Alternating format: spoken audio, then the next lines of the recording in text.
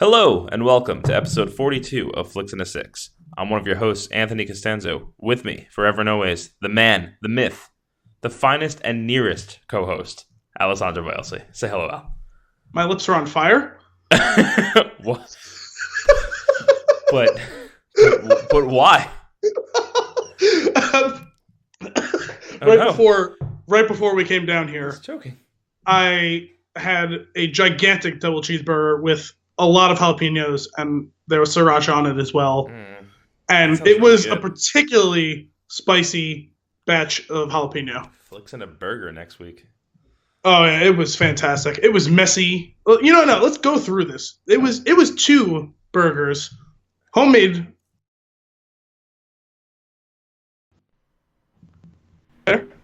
He's back. The man is back. Yeah, I realized that. I was like talking and like you were frozen in a really awkward position. And I was like, I don't think any of this audio is getting through. What was the last thing you heard me say? It was two homemade burgers. Yes. Mixed with French onion soup mix. Ooh. If you've never had it before, do it. It's great. Yeah. I've had it in meatloaf. Yeah, okay. Same thing, basically. Yep. There was spinach. There was gorgonzola cheese. There was barbecue sauce, sriracha, pickles, jalapenos, bacon. Oh, man. It was on a nice, big, fluffy bun. Oh, my God. It so was a tremendous post-workout dinner. Got back from the gym, put together that monstrosity of a burger, destroyed it, and then called you with a very weird request from my mom. That was very strange. Then we came down here. We figured out, oh, by the way, if you guys haven't figured it out by yet, I have a brand new mic. You can hear me finally. It's great. We've heard Damien, your prayers have been answered. So you get to hear me in all of my vocal imperfections. Well, let's put it here. You get to hear Al the way I hear Al. So for that, we apologize. You, our world, who may not have taken me at face value when I told you how loud I can be, will now get to experience it in crystal clear audio. Awesome. So wait, hang on. This burger, was this a plan before you even set out to go to the gym, or was this like you came home and this is what you threw together? Oh no, this was planned. Okay. This was hours in the making. Okay, nice. It sounded like it. That's why I was curious. If you threw this together just when you got home, that's next level post workout. Well, tremendous planning. Either way, tremendous reward. But no, this was planned at least 12 hours ahead of time. Sorry, I just got mesmerized by the beer. It's a pretty beer. And also, I can't smell that great. Also, audience, I apologize. I won't say I'm under the weather. It's not the weather's fault. However, Mother Nature, the cruel bitch that she is, decided that the last week or so is when allergy season was going to be. So you may hear me cough or struggle a little bit. I will try to dump the audio so you don't hear me, but I may cough in your faces, ears, whatever. You got that fancy mute button now, though, because I'm going to try my best, but what's going to probably happen is everything is going to fall off of this small table. Most likely. As I rush to hit the mute button. Or I'm going to hit the mute button and then forget to unmute it. I'm going to say something funny. The moment's going to be lost. Well, since we've derailed this intro long enough, on this week's episode, some unfortunate news about the future of Mad Max. My interest in A Quiet Place spikes. The anticipation rises for Infinity War. We discuss live-action versions of animated films, and a funny anecdote from the set of Black Panther, all before diving into our flick of the week, Death of Stalin. But first, Al, what are we drinking? What are we drinking that we cracked open in such crystal clear quality? I wish I could show you specifically what I'm drinking, because I have this glass that I poured this pint, as always, into, and it is sitting directly at the top of the glass. Not another iota of beer could go into this glass. You're going to have to go bend down and do one of those sips? Possibly, because it's like one of those things where like the tension is perfect. It may actually be above the level of the top of the glass. Iota, not used nearly enough. I know. I try to. I try to use it a little bit more often. I try and spice up language.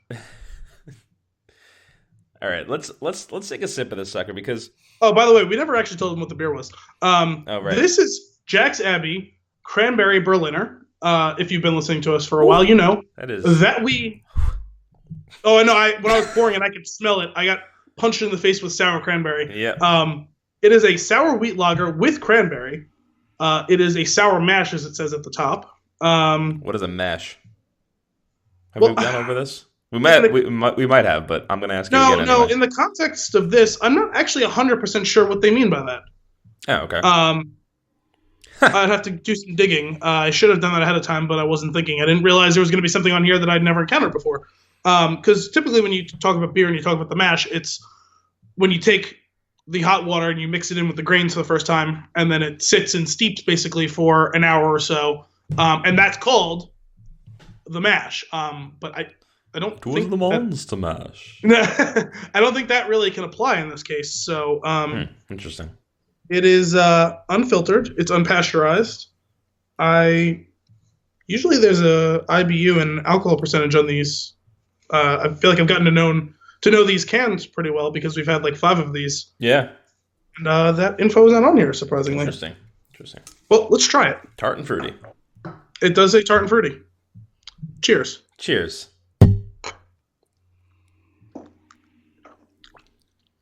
Oh, yeah. Holy tartness. I like that. Hang on. I was re-listening to something that we just talked about. It was I was listening to the Ready Player One episode. I was sound checking some stuff, and I was quite enjoying it. We were talking about the beer, and you were asking what the secret ingredient was, and I suggested that it was Warheads. Oh yes. I am now suggesting that it is Warheads because it is there. Woo! That's sour. Yeah, no. Yeah, it's actually less sour than I thought it was going to be based on the smell. This is the spring beer that we need to maybe goose spring into actually fully being in swing. Right. Because after having a nice... To punch it in its pursed lips. That's... Wow. That's there. It's a pretty beer, too. It is pretty. I was mesmerized by it. To this very light wheat lager. I'm a fan. I am a fan. I do like it. This is a one pint and done kind of deal. But I can drink a few of these in a row. Mm-hmm. No, that just seems like a mistake. This is way less sour than Checkpoint Charlie is.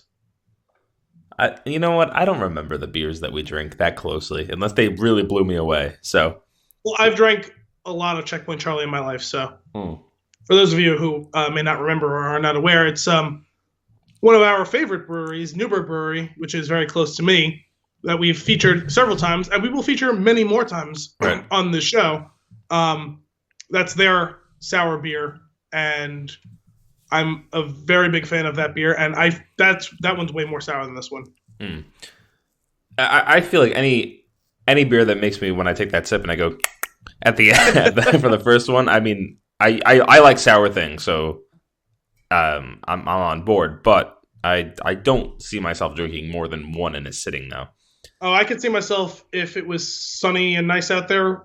Well, we're recording this at 10 p.m. right now, but if this was... I got the daylight lights going, though.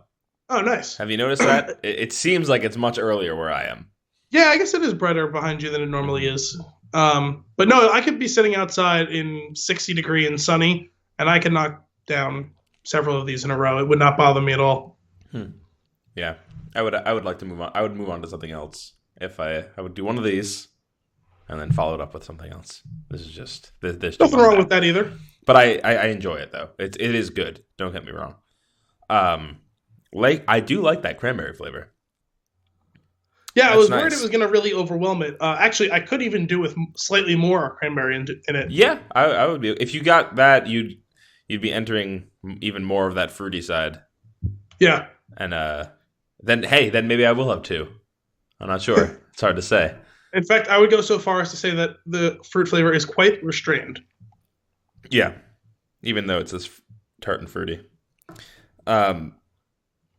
As you mentioned, it does come in pints. Now, this is our 5th Jack's Abbey? 6th? I want to say it's our 5th. We did beer. We did... that one will always get me. We did the IPL. We did a couple other ones. So my point here is we should go back and check and get a tally going because if this is 5, then they are 5 for 5. There has not Every been one of them has been very good. Yeah, we're gonna keep it up with these folks here because this is a delight. I'm a fan. How does it rate compared to other? I mean, Checkpoint Charlie is obviously your true north for sours. Well, I don't even know if that's like my favorite or I honestly I haven't had all that many of them. Like different sour beers. I'm just saying that one is, I feel like, significantly more sour than this one is. Oh, okay. that was all that I meant. I see. Yeah, I'm sure there's this really does. There is something about the sourness of this that does legit remind me of a Warhead, though. I could see that. It's like I guess that style of sour, because we've had a few sours. I've had a few not on the show. There's like different levels and there's different types of like that sour feel that you're going to get from it. This is straight up Warhead, and I'm a fan. I think my favorite sour is also from Newburgh, and it's the Cafe Sour, which I know I've spoken to you about. I think I've spoken had it about on the show, but I don't think I've had the opportunity to give it to you yet. Mm-hmm. What was in that? Do you remember? That wasn't the one that was the crowler that we got from him that time, was it? With Dunkirk? No, I don't think so. Remember we did the Dunkirk episode, and you were here when we did the episode, and I brought the crowler. We had the little picture. It says, "Hello, my name is." Yeah. I remember that. I don't. Was it that? I don't remember. We'll have to go back and look. I'm not certain. Not certain. Neither am I. We'll have to go back to the logs. It's there. It's there for everyone. Sweet. No, it was Lager Boss. That's the one. That's what I like Lager Boss. I found the picture. I really, really enjoyed the Sour Jessica Porter, though. That was delightful. Yes, that was a very good beer. We have a few more of their specialty beers that will be coming up, hopefully in the near future. Yes. More on that later. I love it. All right. So, sweet. Moving on to our first story of the week. Mad Max. Now, I forget. We're on 42 now, so we're well past the mark of me remembering if we've done an episode on X movie without looking it up. So, I don't believe we did it. We didn't do one on Fury Road. No, I think we had discussed possibly doing it because you really liked it. I didn't see it when it first came out. Right. But we could do that eventually as a I think we greatest should. hits type episode. I'm okay with it. I would like that. We can go back to the we can go back to the well for that one. It's not that far off, so that's good. I would probably like an opportunity to rewatch it. I've seen it all the way through 100%. One time, and I've seen parts of it a couple other times. That's one of the ones that I have on Blu-ray that I got right before everything like made the turn to 4K. And now that that's there, I'm like, but I want this movie in 4K. Like, I have to rebuy this one. Like, I've got so many doubles because, like, I'll turn around and there'll be movies that are on VHS, DVD, and Blu-ray behind me. And it's like, I can't get it again. But I probably will. No, your excuse for having, like, if it was on VHS or if it was an old DVD, getting it again for Blu-ray or 4K, if you have it on Blu-ray, you don't really need it on 4K as well. You don't. But a movie like that, though, will just look so nice. Like, I just really want it. I mean, it's probably already looking pretty nice. It probably does. Whatever setup you have. Even with the minor upscaling that happens when you do that, it probably looks... Honestly, like, if we're being serious, I probably wouldn't even be able to tell the difference unless you put the two TVs right next to each other. That's what I'm saying. Like, you can tell the difference between a DVD and a Blu-ray. I don't know that you'd be able to tell very easily the difference between a Blu-ray and a 4K. So anyway, some bad news out of this. There's a lawsuit between Miller's production company and Warner Brothers, claiming that the studio owes them money. Yeah, what was that all about? I knew that there was that hanging over it somehow, but I have no idea what the details are. That's the thing. Like, the story that I read was light on the details of what the actual lawsuit entails. It was like money owed was not paid, or like they had different ideas of like who was responsible for what. Whatever, like, figure it out and get it resolved, because the fallout here is just on the fans, because we're not while this is going on, there's not going to be another movie made. Mm-hmm. And one of the things in the article that I was reading is saying, like, which is probably true. He either has ideas for where the story is going. One, because he said that. I believe he said it on stage when they won an Oscar for something. And the other part of it was he might already have scripts. Who knows? Like he's got this world that he's building. Like he's probably ready to roll.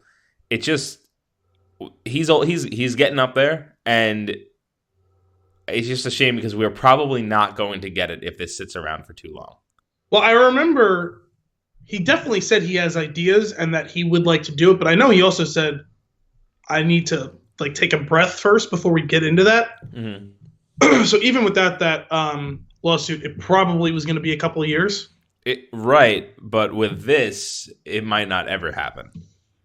It's possible. I'd have to look into what the whole complaint was. Mm-hmm. And what they'd have to get into and what it was all about. Because some things, not that I'm any sort of legal expert, but some things you can just tell they're going to find a way to sort it out. It may be months or a year or whatever, but you just know eventually it's going to get sorted out. And other things that it's like, nope, this is going to be in court for 5 years. And I would hope so, because I was a huge fan. I would hope they sorted it out, because I was a huge fan of the movie. Like, I really, really enjoyed it. And I was just the prospect of there being more and like exploring the character of like Furiosa and going further with that, like that sounds awesome to me. It's just, it would be a shame if that was to die there. And part of the reason why I'm concerned that if this lasts long enough and it's, you know, enough time lapses between when Fury Road came out, like it's not going to be relevant. And it's just like that might be even more of a reason for them to be like, maybe we won't do this. Well, the funny thing is despite how much of a star Furiosa turned out to be in that movie, I would kind of be surprised if she was included in another one. I don't think there's room for her to in the story that he seemed to be building or the world that he seemed to be building. So if I remember correctly, basically what he said was that he envisioned this as kind of a series of legends essentially being told. Awesome. Which she wouldn't really be a part of, especially with the way that movie is left off. She doesn't have to be directly involved with it, but they could do something interesting with her character. There can be a character like on the side or someone that has some sort of relationship to her or comes across her path through the story too. Yeah, like whatever. Like I just want more of the character. Yeah. Which would be awesome, but there's also, like I mentioned, a chance that it won't happen. Anyway, we'll keep you posted if we hear any more about that, because I am very curious. Moving on to the second story that I have here, Quiet Place. This movie, man, it is... I went from, that seems interesting, probably won't see it, to, yeah, I'll see that when it comes out, to home video, which is what I'm going to call it from here on out. Just calling it home video. To, I think I'm going to need to make time to see this before it leaves theaters. Well, I have heard that it is an experience in the way that, like, Annihilation was an experience. Right. So, from that standpoint, I can understand that. I just don't care. Yeah, it's just, you know what it is? The press around it and everything going on.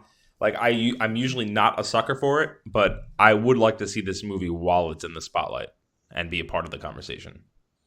Also, I can recreate those conditions in my basement with the projector and everything like that, because that's what I've seen in the reviews and stuff that I've seen is that everyone's like, oh, you have to see it in the theater because, you know, it's going to be pressing in on you and quiet and having the dark and the screen up and this and that, and it's going to be big. I have a miniaturized version of that in my house. I have a projector. If I watched it at 10 o'clock at night in my house, it would be similar to that, except on the one hand, I'd be having the other people experiencing with me, but on the other hand, I don't have to worry about anyone being an asshole in a movie that is silent like 90% of the time, from what I understand. And that is the segue into the story that I actually have written here. And there's this collection of tweets relating to snacking during this movie, which I found to be wonderful. Did you read these? I don't know if I saw that specifically or if I saw part of it or whatever, but I know that there has become an online conversation about watching this movie. Let me read them to you. Let me read a few that we came across here. So this is coming from, where is this? Oh, Entertainment Movie News. Anyway, it's just a pull of some tweets related to it. So Jack MCNN writes, a heads up, if you go see A Quiet Place at the cinema, don't buy any snacks. I managed about 3 kernels of popcorns throughout.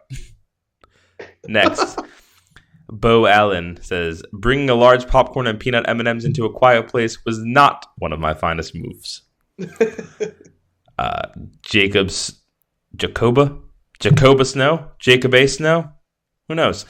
Just saw A Quiet Place, and someone was eating Doritos loud enough that they 100% would have died in this fictional universe. That one's one of my favorites. The Randang, let me make this very clear. If you go see A Quiet Place, hell, if you see any movie, please shut the fuck up. Turn your goddamn phone off. Stop shoving your face full of loud-ass foods, popcorn, anything with a wrapper, etc. Quit talking and watch the goddamn movie. Thanks. That is all. This is a man I can get behind. I fully support this. But if you go on and search, I'm going to stop. But if you go on and search, there's tons and tons of these. And they're really funny. I've been coming across a few of them each day, and it's good. I like when there's like this little, it's almost like this little side thing that's going on with this movie that it's just fun to follow along with. Just kind of the community at large interacting with the movie. Yep. It's great. It's great. That's it. That's all I had on A Quiet Place. I am likely going to try and get to it. I don't know if you're not going to get to it, we could always do our episode later on, but I think I want to see it while it's in theaters.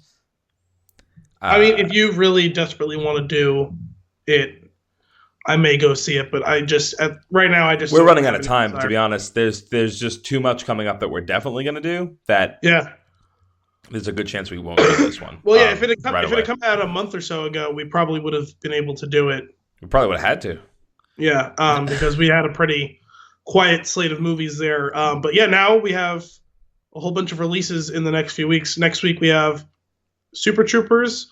Then the week after that we have Avengers. Then 2 weeks after that we have Deadpool. And then a week after that we have Han Solo. And then it's nonsense. gonna be nonstop. It's great. It's gonna be phenomenal. Freaking love May.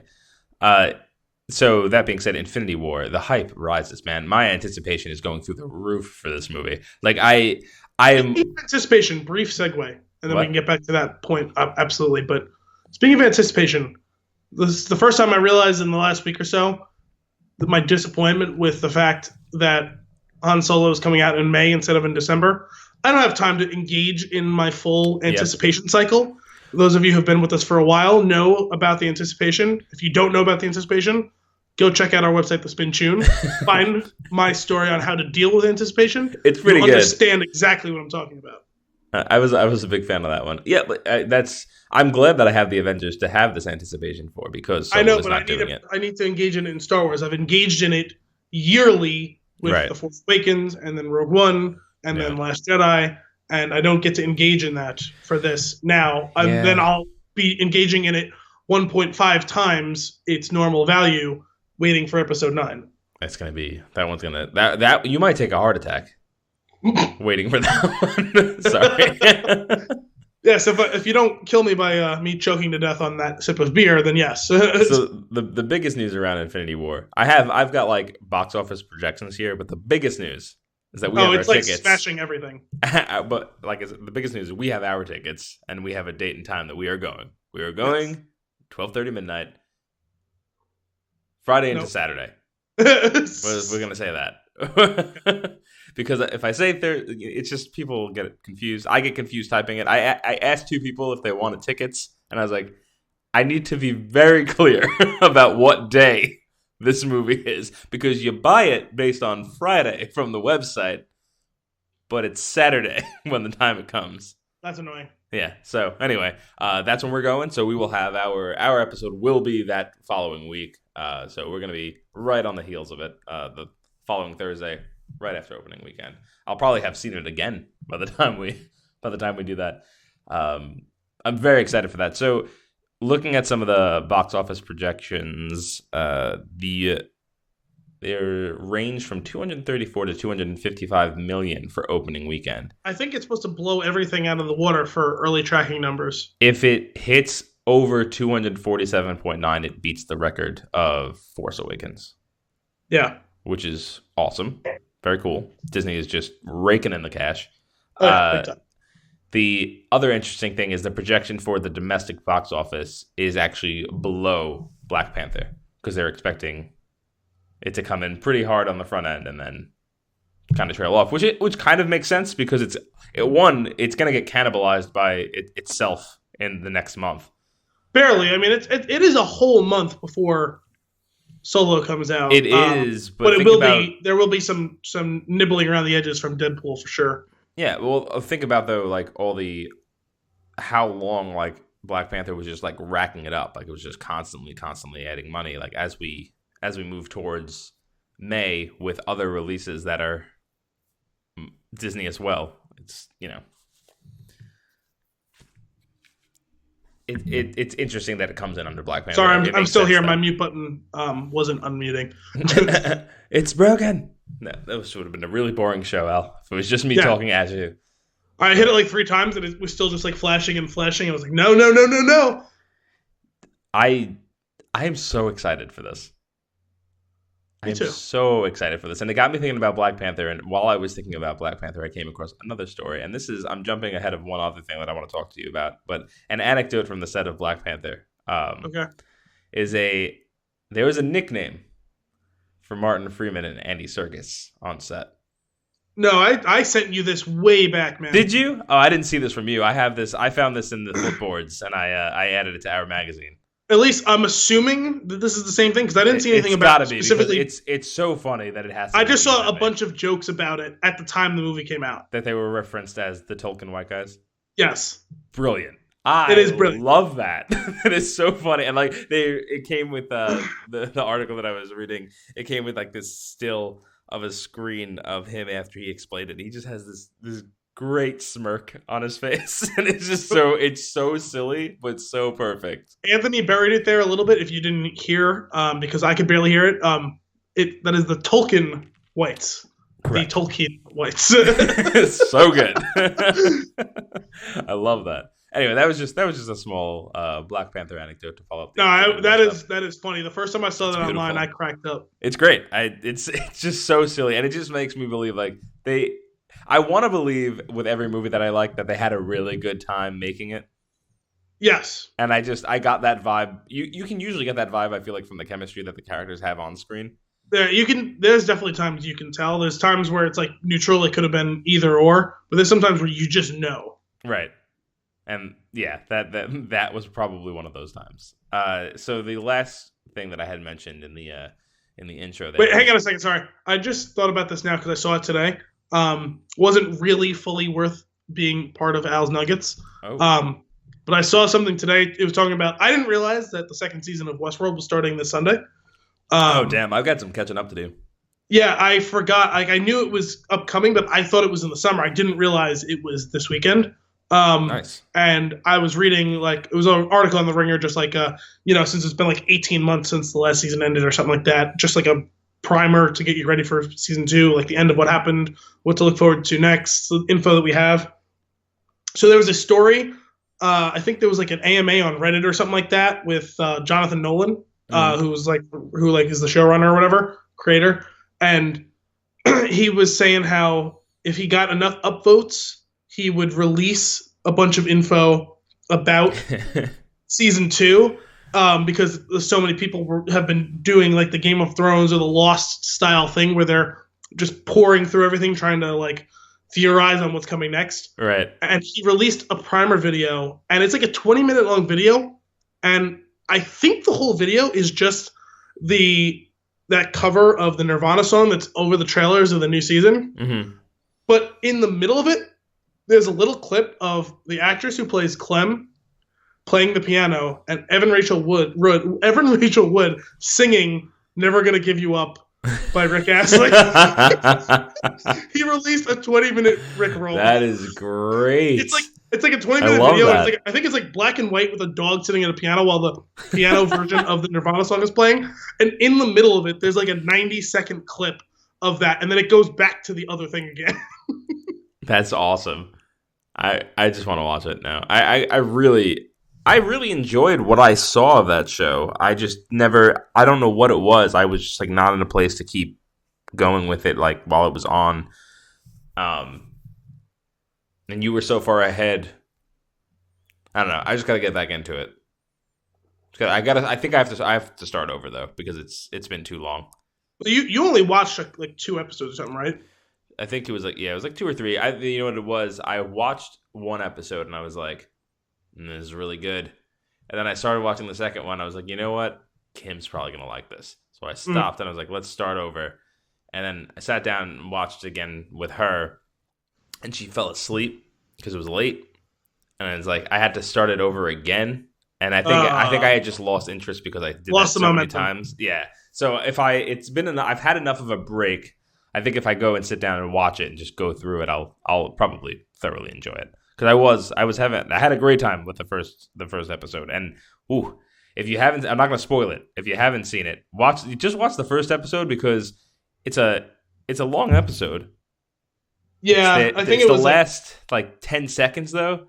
That where I like went, oh, like out loud with nobody around because it was just really good. I don't remember the last 10 seconds of the first episode. I'm gonna be honest. I feel like this is this is one of those things that I'm not going to spoil it here. We'll catch up after. Okay. You can reach out to me if you want to hear what I'm talking about, but just watch it. That's how you can find out. You should have the same reaction if you're paying attention. So, the last note that I have here is live action versions of animated films. And I was curious just what your take is on these. Because the last one that is most clear in my mind is The Jungle Book.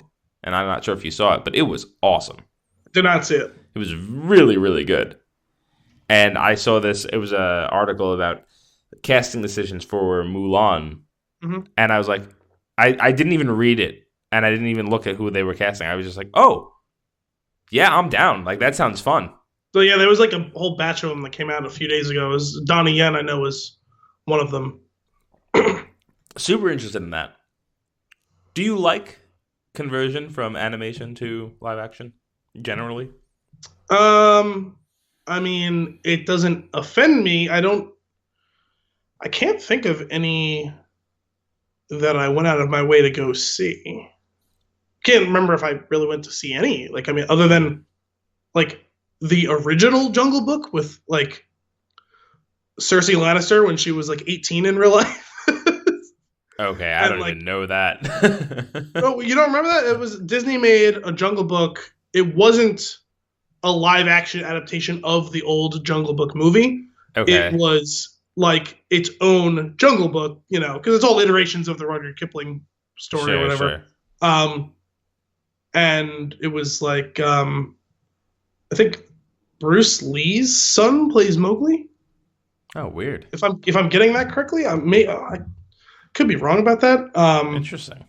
And it's got Lena Headey and Carrie Elways, and there's probably other people.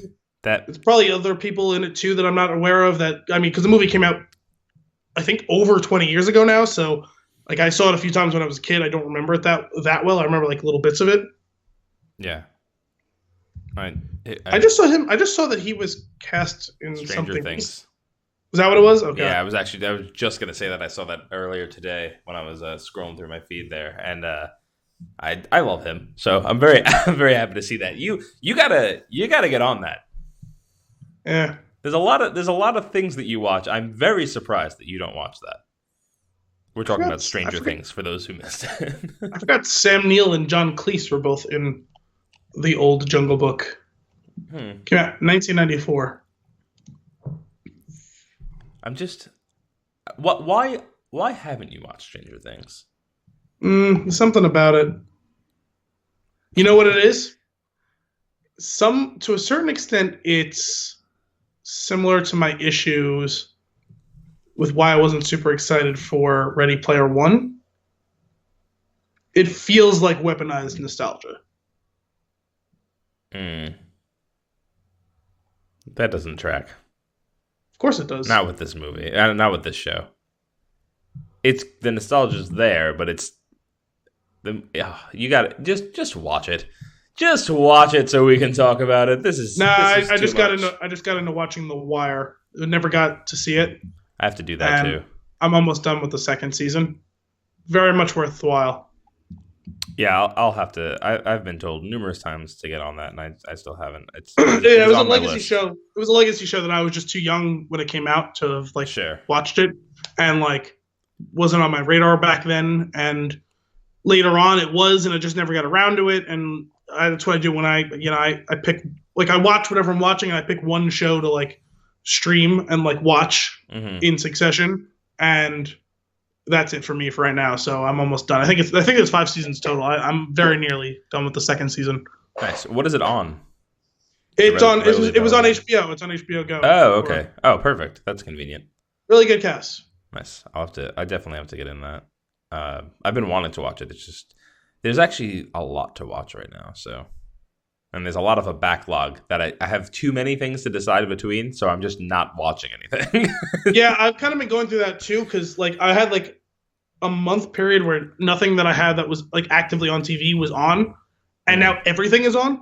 Yep, so I have all these things like loading up in my DVR, and I'm like kind of like scrambling to get through it, like to the point where I was super hyped for The Americans coming back, and I think it's on literally right now, and it's like the 3rd or 4th episode already of the final season, and I have not watched a single second of it yet because like with that show, I can't just be like, oh, I'm gonna throw it on, and like I'm gonna watch it or half watch it, and then like, oh no, I gotta no. That's one of those things where like I will turn my phone off and watch. Right. Oh, but you won't do that during a movie. No, I'll mostly do it during the movie. So fuck you. Al's the worst. You didn't wait. First of all, I was not on my phone for 1 second when we were watching Annihilation. You've been very good lately, and I think I've gotten to you, which is no. It's entirely the style of movie or whatever. Just don't. You know what I saw at like the theater? Just don't. You know what I saw recently? That movie Blockers, which I thought was going to be how was that? Horrific trash, and then I heard that no, it's actually pretty clever, and I should have realized the people involved with it, like not the actors and actually like the actual people like making it, are people who are about their shit. And I should have like given it the benefit of the doubt. It was just the marketing for it was so ridiculous. It's funny, man. Yeah, I have to check that out. It seems the concept is very silly. So did you see Neighbors? Yeah, of course. If you like Neighbors, you'll like this movie. It's like Excellent. It's got the same spirit to it. Sold. Absolutely sold. That's a good way to sell people on it because Neighbors was top notch. I think it had similar producers and writers. Nice. So I think Seth Rogen had a production credit. So it's like, you know what I mean? It's like those guys. Mm-hmm. You know, it's funny. Yeah, Evan Goldberg, Seth Rogen, a whole bunch of other people like that. Like Neighbors is one of those ones you can, if it's on, you can just throw it on in the background and just be like every once in a while, just look over and just crack up. Yeah, I mean, they definitely traffic a little too much in the gross out shock factor in some of this, but okay, it's still pretty damn funny. I'll have to check that out. John Cena impressed me. I didn't know how he was going to handle. I know he's dabbled a bit in acting, and he seems like the type to have the right personality for comedy. But I haven't really seen him in any other roles, but he kind of plays the straight man in this. Okay, and it's funny. That's good. He's good. The three parents, Ike Barinholtz, who I'm not a huge fan of. Mm-hmm. Leslie Mann, and he was in Neighbors. He's the one who plays Seth Rogen's friend. Oh, okay. And he's been in other things. He was in a few episodes of The League. He's been in a bunch of stuff. The body Giubiati. Is that yes, yes, that's him. The three of them. Leslie Mann. Great show. Oh, phenomenal. John Cena, Ike Barinholtz, and Leslie Mann play the three parents who are the Blockers, and they have really good chemistry together. They have three children, like who are going to the senior prom or whatever, and the couple of hangers-ons to their story. They all have good chemistry together. It's a fun movie. Awesome. I'm definitely got to check that out then. I love that I can trust you for reviews. I mean, it's fun when we disagree on at least something, but we normally like the same exact things. And the thing is, like, I know I'm not perfect in my likes and dislikes of all this stuff, but I do know what my blind spots are mostly. Sure. So at least I can tell you or anyone, like, I liked or didn't like this more than other people, and like this is why. Right. Like in the couple of the movies that we've done that you didn't like so much that I did like I could tell you, like, this is the reason that it gets to me, and if that's not something that gets you going, then that's why you don't like it. You know what I mean? Right. It's good. It's good to notice that. What nuggets does Al have for us today? I have one nugget. Can you buy a one piece? I think you need to start coming with fours at least. Well, the thing is, when things interest me, when I find something as atrocious as Bob Honey, I'm gonna bring it to you. All right, if you have one from now on, it's Al's Burger. If you have more than one thing, it's Al's Nuggets. No. The thing is, this one is truly a nugget. It's not even a full story. Okay, I really wanted to just be a half a thought. Like it does not. You will not be able to sink your teeth into it. Al Honey. You may well be excited by it. Because what it is breaking Star Wars news. Ooh. Specifically, breaking news about Solo, which comes out in a month. On Twitter, story broken by the director himself, Ron Howard. Someone tweeted at him, will Clint Howard make a cameo in the film? And he said, you won't be disappointed. Wait. This concludes Al's Nuggets. Oh my god. I like his engagement with the fans. Yeah. Well, I feel like I don't know what his typical Twitter usage is, but I think he's been game knowing that he's got to sell this movie. Mm-hmm. So good for him. And it's in his best interest and everyone's best interest, right? Good on you. Yeah. Good on you. Awesome. Shall we get into our flick of the week? Yeah, let's do it. Death of Stalin. A difficult movie to come by. Not in a lot of theaters. Yes, it was. It required some gymnastics to get in front of. Yeah, I'm not gonna. I had to acquire it. Unfortunately, I would have happily paid for this movie, but I couldn't. Keep that stuff off air. What's that? That stuff off air. No. Here's the deal. This is my problem. I want to pay you for it. I can't. That's the problem. I mean, it's a good point. Like, what am I supposed to do? You to drive 2 hours to find a theater that's got it? Like, right. I drove like 40 minutes to find it, and like, it's not what I wanted to do, but I really wanted to see this movie. I think it was at the end of last week's episode, I did the hard sell. So if you stuck with us to the end of it, you heard me selling Anthony on it. This is the first time me and him have really spoken. I mean, obviously we text throughout the week, but it's funny. The audience is hearing this probably a week or so after the last episode, but we haven't spoken in like 2 weeks. We recorded that one a little ahead of time. Yeah. No, it's true. It's been a while. Yeah, because which is exactly why we try to be a week ahead in case we're not going to be able to sync up. Then we'll be out an episode. So right now we are producing and releasing. It's just happening. Yeah, the turnaround on this one's going to be about 12 hours, guys. It's great. Doing it live. Might as well just stream this one. Yeah, no, seriously. I mean, I guess I feel like 45 minutes would probably be my. I would go as far as an hour, but yeah. There was just nothing. Here was the funny thing. When we decided that we were going to do it, I had looked it up, and it's like, oh, it's playing in a theater that's like 30 minutes from me. I'm like, great, that's fine, no problem there. I went to check it again on the weekend, and it was no longer playing on the weekend. I'm like, but it was going to be back during the week? What'd you do? And then it was back during the week at 4:25 in the afternoon. I have work. Like, no, what? Yeah, what do you want me to do? Yeah, and that just made me like, okay, all right, you've done this. You know what? If you want, honestly, if my only option, if I was able to purchase it for even say it was $25, I would have done that. That seems excessive. But I would have done it because I support the movies. Well, no, but now that you know that you enjoyed it, you feel comfortable saying that. But going in blind, I would have, because if you think about it, if I go to the movies, I normally would probably buy 2 tickets for whoever I'm with. Mostly, it's usually Kim. Otherwise, it's you. But I'll buy 2 tickets. Probably buy. I felt bad about that, but I've run up a pretty big beer tab. No, it's sharing the beer. No, that's totally fine. Yeah, but like I would have no problem paying $25 just to own it. That'd be fine.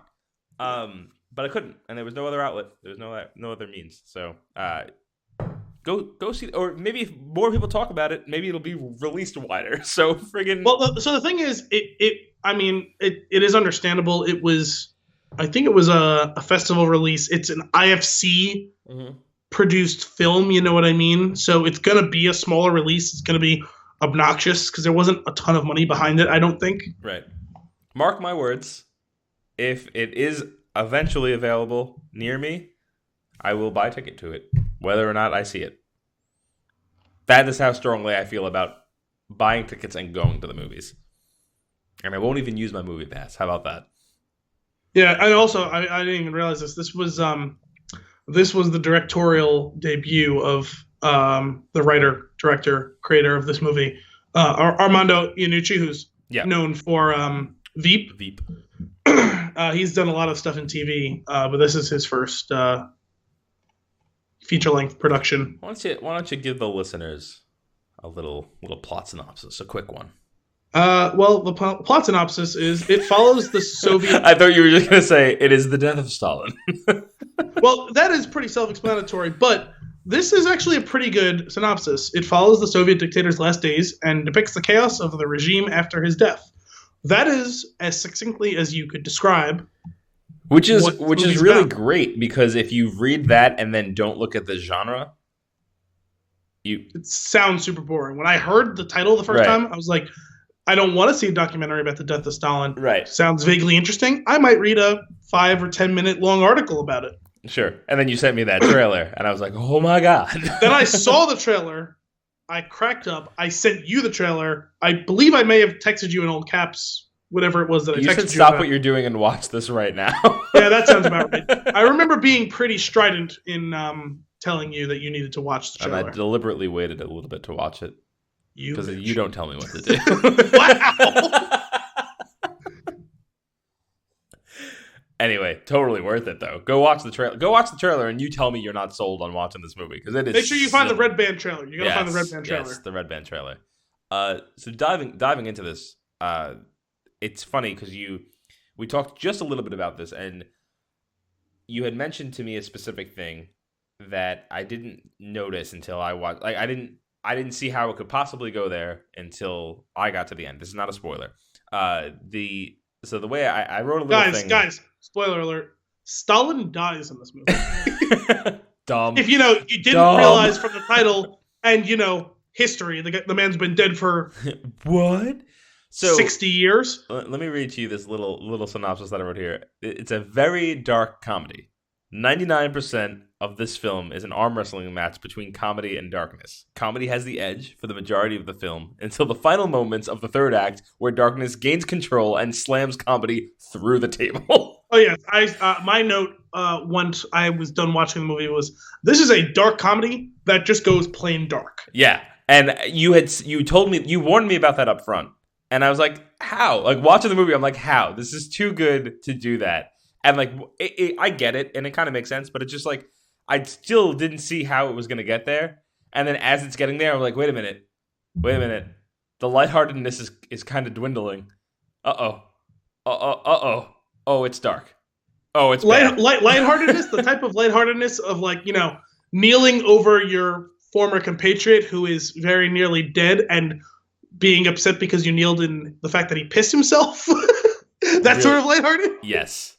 That sort of, this movie has a lot of shticks, and that was like, they have this little thing they do, and then they do it over and over again from different angles just to make you realize just how funny it is, and that was one of them. Lighthearted, actually this was pretty lighthearted.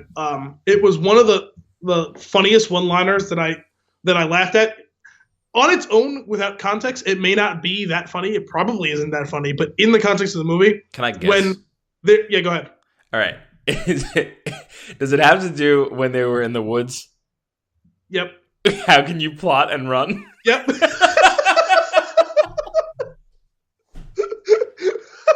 It's okay. You might not think, if you're listening to this and you haven't seen the movie and you have no context, it's not funny. It's not. But if you just go watch it, and just the scenarios that are unfolding and the way at which they are unfolding and the way these lines are peppered in, it's just so silly. I cracked up a lot during this movie. Yes. There's Oh my god, that is a great one. That's How can you run and plot? that was one of my other favorites though. Was it's what I called you in the intro. Oh yes, I have that written down too. Do you?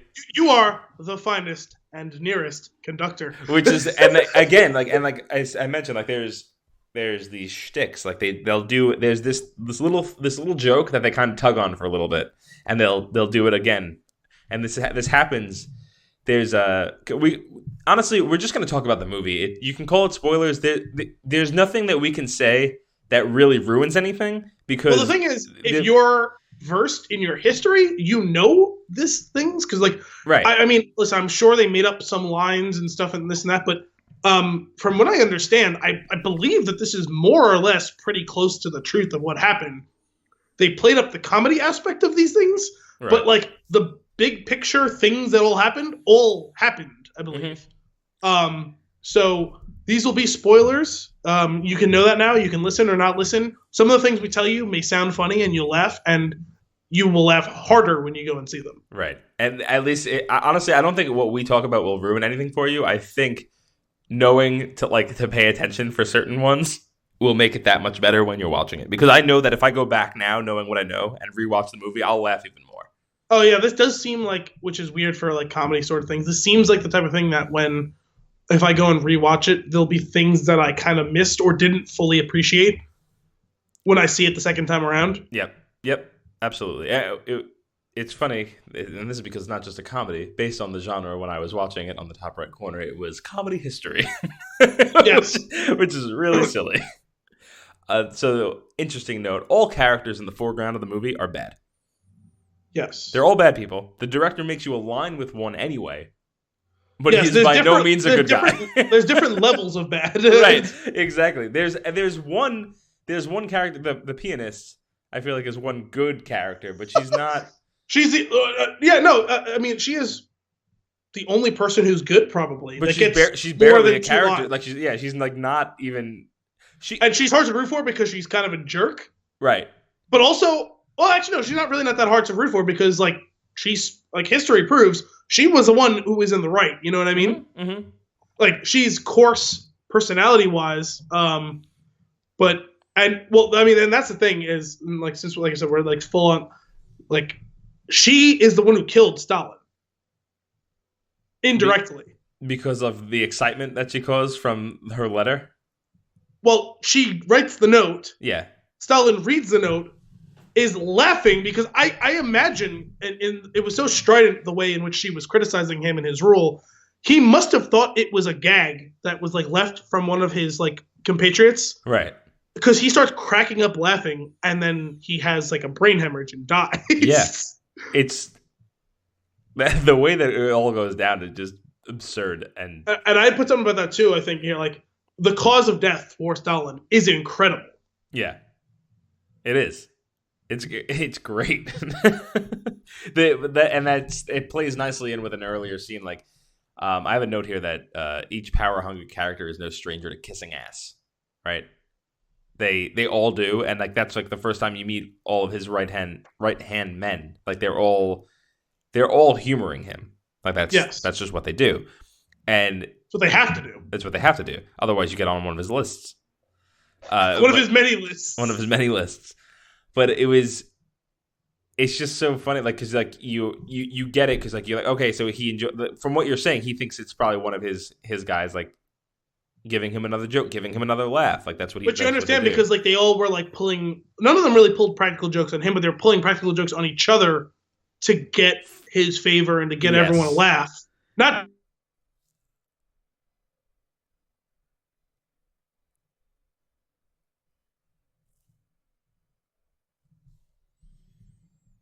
Of his suit pants, and he's still got the tomato in it the next day when he has to go and attend to the near death of Stalin. Right. It's so ridiculous. Oh my god. Hang on, sir. I just lost something here that I had that I wanted to touch on. There is no act too petty for these characters, and it adds to the humor. So So what you were talking, the kneeling down in the piss and then getting up and being like, oh crap, like I just like I keep stepping in it. They're all they're all like trying to get there first. Yes, and then they're kneeling down in it. Don't want to be the one to deal with it. Right.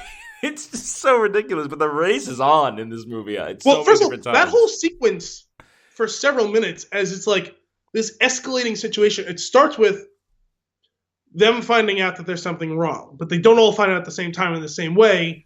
And you always see the jockeying between them, even though they seem to enjoy each other's company and they're having fun with each other early on when Stalin's still alive. You know, they're all ribbing each other. They're having good-natured pranks. Like I said, the tomato in the pants, like that's a pretty low, level prank to pull on someone, and it's entertaining. Right. And they're doing all this stuff, and they walk out, and then it's like, we just found out that Molotov he's on a list. Yeah. That was brutal. It was so bad. It's like, say goodbye to Molotov. He and then they're like waving. Won't be coming back. And then the cut the next they day, do to Molotov. Khrushchev, what? The cut that they go to Molotov and he's waving his hand slowly, like it's in slow motion. It was just so terrible. Like he's just like, oh, and they all just wave, like they have like these like forced smiles on their faces. They're waving to him. Yeah. And it's then so ridiculous. Then the next morning, Khrushchev wakes up. He gets a call. What's going on? And he looks out the window and he sees Malenkov running, walking briskly. No, he's like, what's got him in a rush? And give me my pants. And he's putting his suit on. There's no time. He's got his pajamas on underneath the suit. He's not wearing a button-down shirt. He's wearing those pajamas under the suit. I thoroughly enjoy Steve Buscemi. Yeah, and he is great in this role. And that was another thing. The casting of a lot of these characters was incredible. Mm-hmm. Buscemi as Khrushchev is excellent. Tambor as Malenkov is even better. That is so Jeffrey Tambor, that character.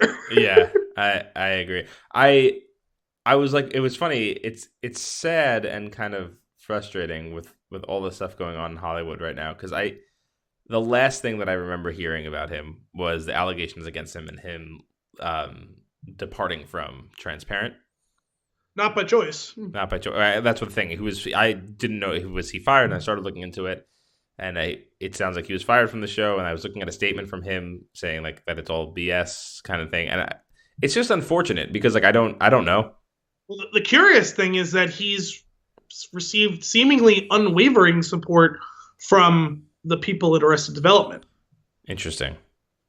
He has not been fired from that. He will be in the new season that comes out in a few months. Right. And I think it was David Cross I might have heard having like a statement like supporting him and saying that they all support him. Like he was not ostracized from Arrested Development. He is going to be in it playing, I'm sure, both George and Oscar. Right. Well, and here's kind of what I'm getting at.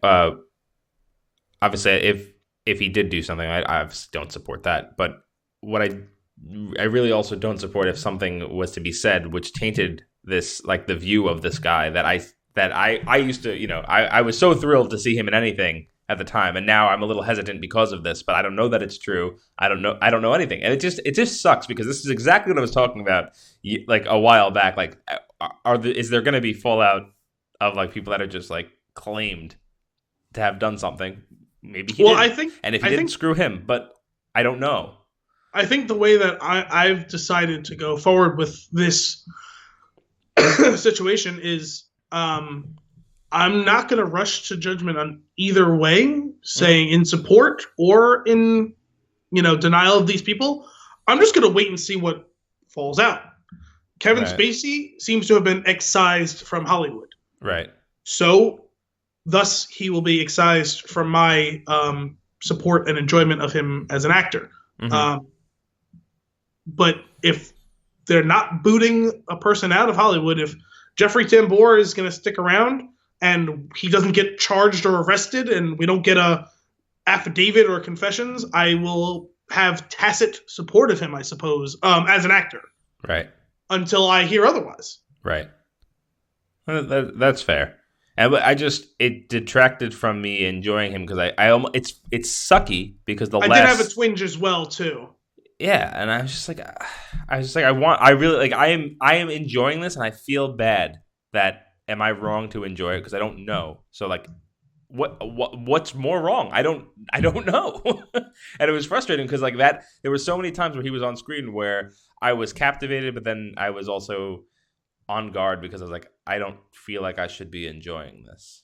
Yeah, I was uncomfortable at times too, and I'm sure I'll go through that again whenever Arrested Development comes out the new season. That being said, he had one of the lines though that I couldn't control myself and floored me, and it's in the Red Band trailer. Which one? It's when he's talking to what's the short guy that looks like the penguin? Barrier? Barrier. When he's talking to him and he goes and somebody comes through the door and he goes, "I will deal with whatever horse shit you have presently." And he goes, "Actually, I told him to come." And he goes, "Come on through." And that just got me, and I was just hysterical. But another one that got me. You're right. That one got me good because but it's the guy who seemed least suited. Well, second least suited to power. Molotov was just as poorly suited to power as Malenkov was. Mm-hmm. But as someone who seemed to be very unsuited to power, him then trying to embrace it and project power, Yep. even though it's being undermined by him wearing a girdle and oh my god, that line that he makes, that Beria makes when he finds out, he says, "What are you wearing?" He says, "Is that a corset?" No, it's a girdle. I'm wearing it. Oh, okay, you carry it well. It looks good. Yeah, please be discreet about this.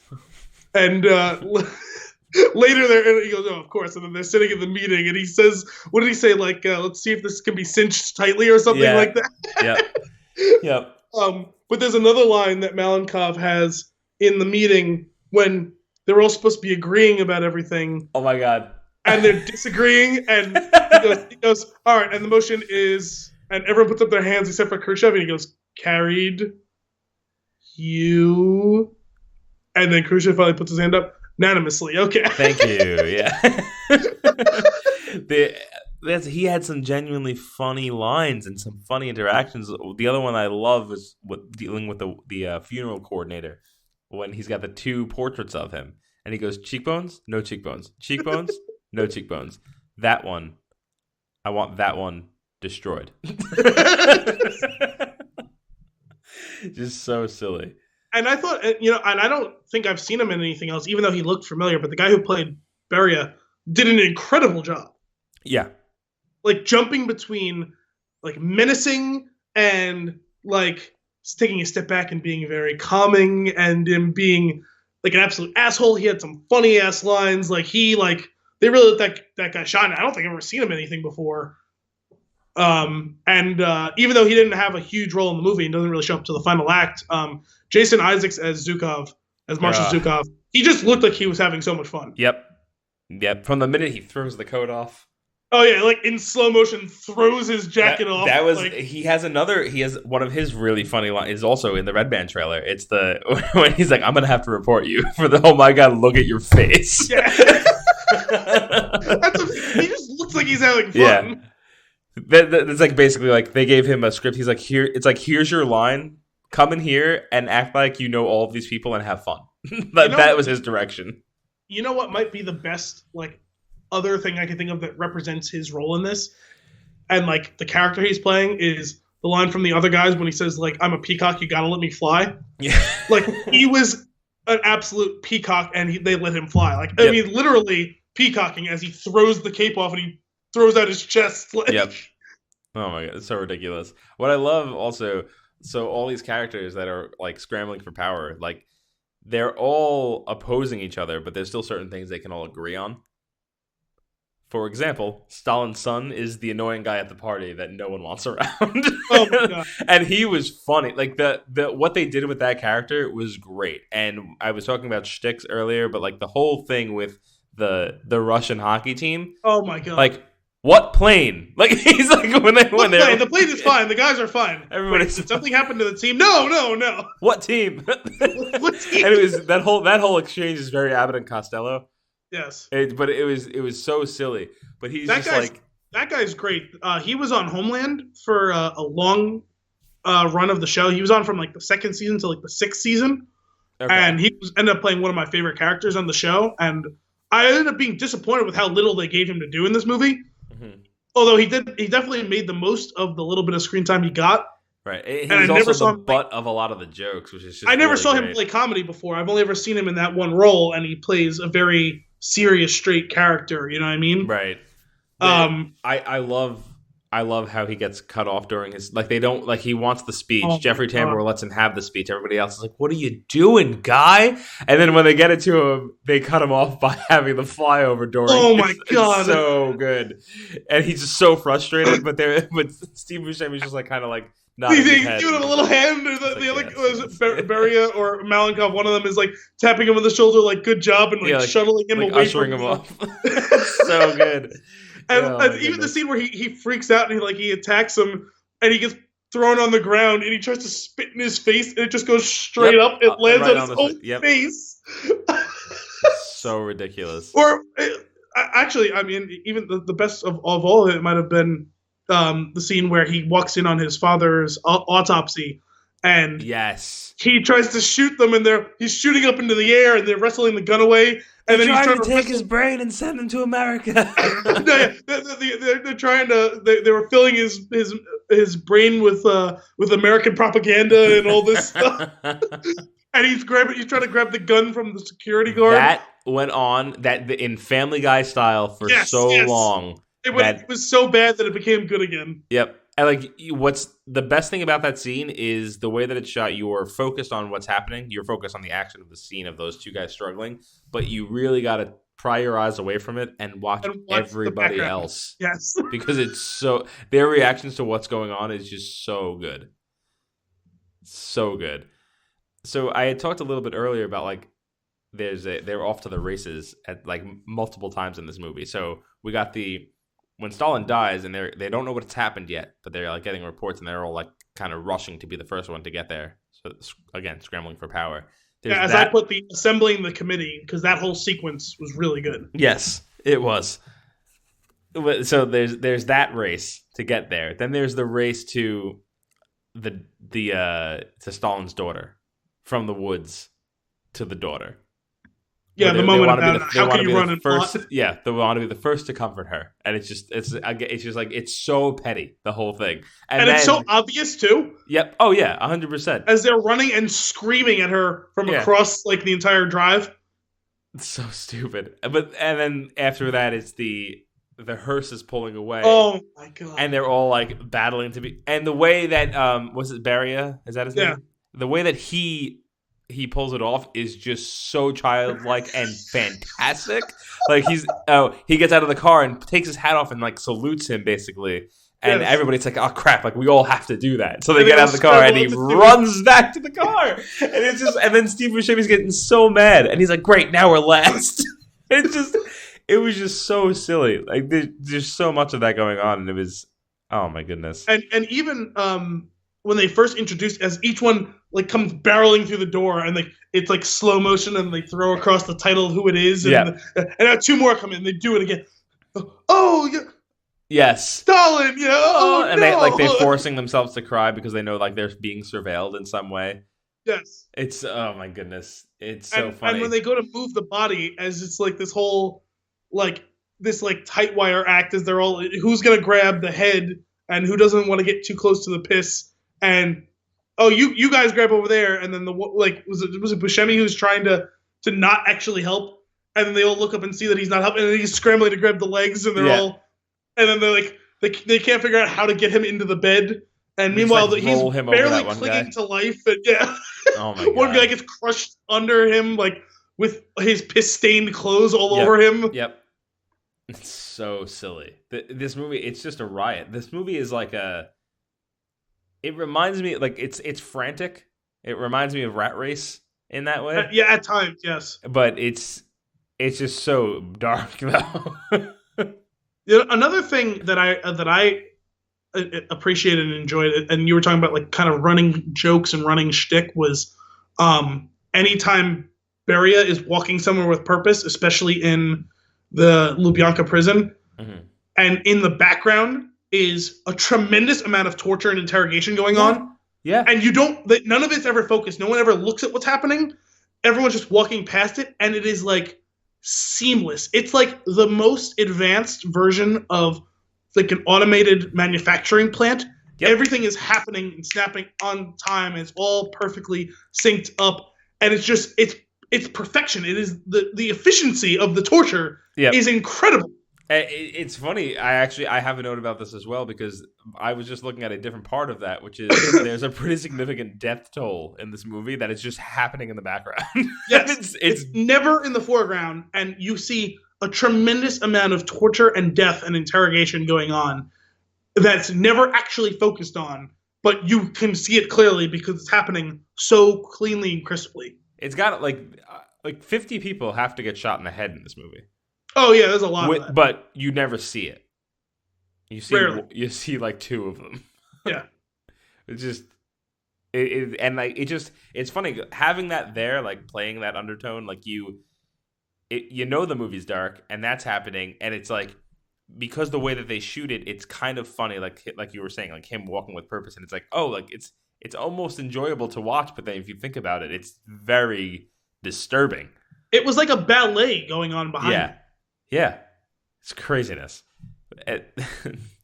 Oh man, that whole thing. That just anytime that he was in that room, or in that like bunker. Yeah. It's just unsettling. I have one other note, and I'll let you take over from there. But the whole set piece with the concert in the beginning was hysterical. Like, and also, I had no idea he was going to be in it, but that was what's his name from the Edgar Wright movies, Paddy Considine. Mm-hmm. Yep. You remember him from? I don't remember if he was in Shaun of the Dead, but he was in Hot Fuzz and The World's End. I remember him from Hot Fuzz because I have watched it not that long ago. He was one of the Andes. But that whole thing with the phone though, like call me back in 17 minutes, and like what time was? And I don't know. I wasn't on the phone. I would say it was this, but I wasn't on the phone. Maybe it's 17 minutes after that, but I wasn't on the phone. Why do you keep saying that? Keep saying that. It's so funny. And then in the very end, he basically pins it on that guy. He's like, "Look, whatever happens, like if it's not good, it's gonna be your head." He sends off the record. But the whole thing is they have in the concert. He gets the call from Stalin to send him a recording to the concert and meet like as soon as possible. They're not recording it, and the scramble to get everybody back in, and the way that escalates is so funny because he runs out there. He's like, "Oh, quick, back to your seats, back to your seats, back to your seats, back to your fucking seats! Don't you defy me!" The panic that is overtaking him as he's trying to scramble, knowing that his head is on the line for not anticipating that Stalin was going to need a recording of this live concert that was playing over the radio. I love it. It's so funny. And then when they have the pianist back there in the booth, and I forget what that one, I don't know what that one guy was doing. Was he he wasn't the conductor? Which guy? The guy he was the conductor. He panics because he says something that could be construed as against Stalin, and he's worried that somebody hears it. He's freaking the hell out in the back room to the point where he falls over and knocks himself out. And I was just like, this is early in the movie. This is the point where I'm like, first sequence, yeah. What is happening in this? This is, I already know this movie's great. Yeah. Because it's just absurd. That's what required them to find the finest and nearest conductor. Right. And the best part about that is, like, there are raids going on. One of Stalin's lists is being carried out as people are getting rounded up by the secret police. Yep. And you see all this going on, and it's like, oh no, this poor old guy, he's not even bothering anyone. And nope, we need you to come and conduct. Like, he says goodbye to his wife. He is sure that he is going to be hauled off, executed. Yep. And no, we need you to conduct a concert in the middle of the night that you have no preparation for. So great. And and by the way, you have the honor of this going directly to Stalin. What I love about that too, and I don't know if there's any significance to this. He's genuinely enjoying himself while he's conducting. Oh yeah, no, he's a pro's pro, and it's great. It's so great. And all of those stupid little things. We have to find a doctor. Well, there are no good doctors left in Moscow. We had them all executed. What's her name? I don't even remember what her name was. I don't even think she ever ended up on screen. It was just some woman, she knew, she supplied us with the information of all the dissidents who, the doctors who were dissidents, and they've all been taken care of. Well, she still has to have a list of all the other doctors as well, doesn't she? Find the best one that's left on the list. And it's that poor little old man who's walking his dog, Yep. and he sees the van roll up, and he just starts trying to sprint away, and he's like 80 years old, and he is barely more than a brisk walk. It reminds me of them taking Blue. What? It just reminds me of them taking Blue in Old School. Oh, yeah. Yeah, and like, where was he gonna run? It wasn't like he was like gonna be able to get back to his apartment. He was in the middle of a wide open courtyard. Yep. He wasn't getting anywhere, and he clearly chased him down and haul him up and throw him in a van. Yeah, here, you with all your other friends. No, I don't know any of these men. Yeah. What does Stalin's son say to the doctors? He's like, "How old are you? Old? No, you're not. You're young. And what are you? You're not even a person. You're a testicle." It's just so brutal, and like there's so much like making fun of people directly to their face in this because they can't say anything back. Oh yeah, and it's he says to me, "How old are you? 29. No, you're not. You're 16. Oh my god, so silly. What else you got? From early in the movie when we find out that Malenkov is on one of the lists. Oh yeah. When Beria is handing out the instruction for the newest list to be carried out, do you recall? I don't remember what the lines were now because I almost saw this 2 weeks ago, or about 2 weeks ago. The instructions were hysterical and like ruthless and ridiculous. Like, make sure this one is killed in front of his wife, or make sure his wife is killed before him. Make sure he watches and then kill him as well. This one's to be killed, this one's to be like drowned or something like that. Like he had all these incredibly specific instructions to be carried out, and it was ridiculous. And I think the last one he gives the third guy to listen. He's like, "Use your imagination" or something like that. that is the exact like that's the entire movie like wrapped up into one. This is a very terrible, terrible, terrible, horrible thing. But we're going to make you laugh and feel bad that you're laughing. I had a note saying almost exactly that. I said this was making horror funny. Yeah. Real horror.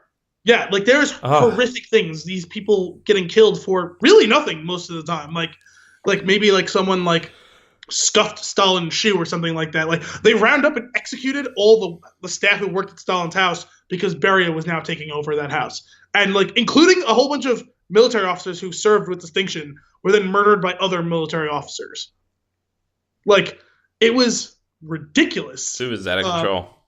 And there was something else along those lines that I can't remember now. When they have the public viewing before the funeral for Stalin, what goes on in the procession when the cabinet members are all standing vigil around the body. Oh my god. And what the fuck are you doing? They're supposed to be standing stock still in reverence of their fallen leader, and they're all sniping at each other in whispers as the people are walking past them, and who's blaming this one for that thing, and who's blaming that one for this thing, and this one ask Malenkov why this happened. And don't tell me what to do. And then someone else blames the wrong person for it. And switch with me. We'll make it part of the procession. We'll make it part of the procession as they do this like very specific movement to like, I don't want to move. Get the fuck out of here. Get back over there. That is so silly. It's so silly. Carried unanimously. Yeah, so all of this is funny and great up until the end when they finally off that guy. And Beria's death was pretty fucking brutal. And it was and like it's like, you know what, let's make you realize, let's make you uncomfortable because we're not gonna have another joke in this movie. No, the comedy was done at that point. Yep. The last thing that's funny is when they storm the meeting. Yep. And that's it. And then from that point to the end of the movie, it is dark and no laughs. 10 minutes or whatever is bad. Yeah, and it's uncomfortable. But yeah, no, I mean, he's screaming and pleading for his life and cursing everyone, and it's like, nope, we're going to set you on fire and kill you. You're dead. yeah, Ooh, that was rough. Yeah. But I that being said, and having watched it, I would totally watch it again. I still suggest, even if you got this far and haven't seen the movie, worth a watch. If you got this far and you're laughing at some of these jokes, like, you got to see them delivered in the proper format. Like, it's, oh man, well, it was great find. Just bravo, Al. Thank you. I wish I could take full credit. I was ushered to it. I was suggested towards it by the internet, but I still had to go and like track down the trailer myself in the same way that I said to you, like, stop everything and watch this. And oh man, yeah, no. If you're here, if you and you haven't watched it or whatever, you're still on the fence or whatever, or you need further encouragement, if you watch Veep and you enjoy Veep on HBO, this is Veep on like steroids and heroin. God, this does make me want to watch Veep though. Veep is very funny. A lot of the stupid jockeying shit is all like carbon copy from like Veep. There's never anything so dark as this on Veep, but the themes are there of all these the bureaucracy being a just fucking mess. Yeah, but that tracks with what I've read. Funny. That's great. I'll have to check it out. Sweet. Do you have any other notes? I don't think so. I think that's it for me. Awesome. Well done. Well, that's it for episode 42 of Flix in the Six. We hope you enjoyed it. If you want to keep the conversation going, I'm at AEJ Costanzo on Twitter and Instagram, and Alice at Alessandro B 1187. Be sure to check out our Flipboard magazine, Flix, that's FLI6, to follow the stories we cover, and check back next week for more movie and beer goodness. Until then, cheers.